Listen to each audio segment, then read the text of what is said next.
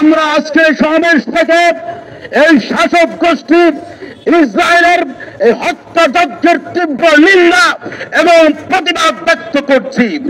শুধু গাজায় নয়, ইতিমধ্যে আপনি অবগত হয়েছেন মানিকগঞ্জ নার্সিং কলেজে শিক্ষার্থীদের গরুর গোশতের প্রতি নিষেধাজ্ঞা করেছে সেখানকার প্রশাসন। এটিও একটি দেশীয় ষড়যন্ত্র।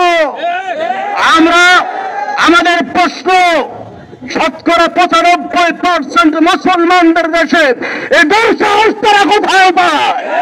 এটি খতিয়ে বের করে দৃষ্টান্তমূলক শাস্তির দাবি জানাচ্ছি।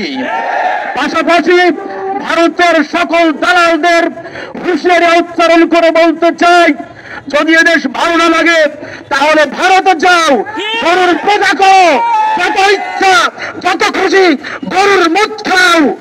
এদেশের 24 ফ্যাসিবাদ মুক্ত স্বাধীন দেশে রাম রাজত্ব কায়েমের কোন ষড়যন্ত্র এদেশে বরদাস্ত করা হবে না।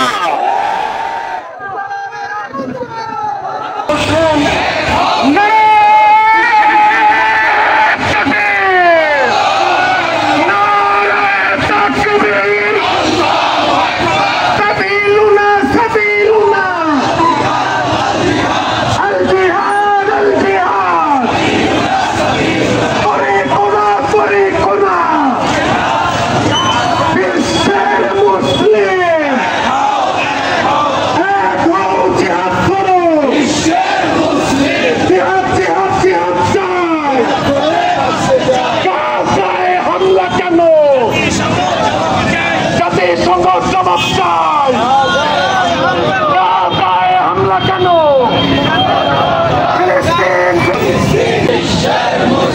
কাবেলো না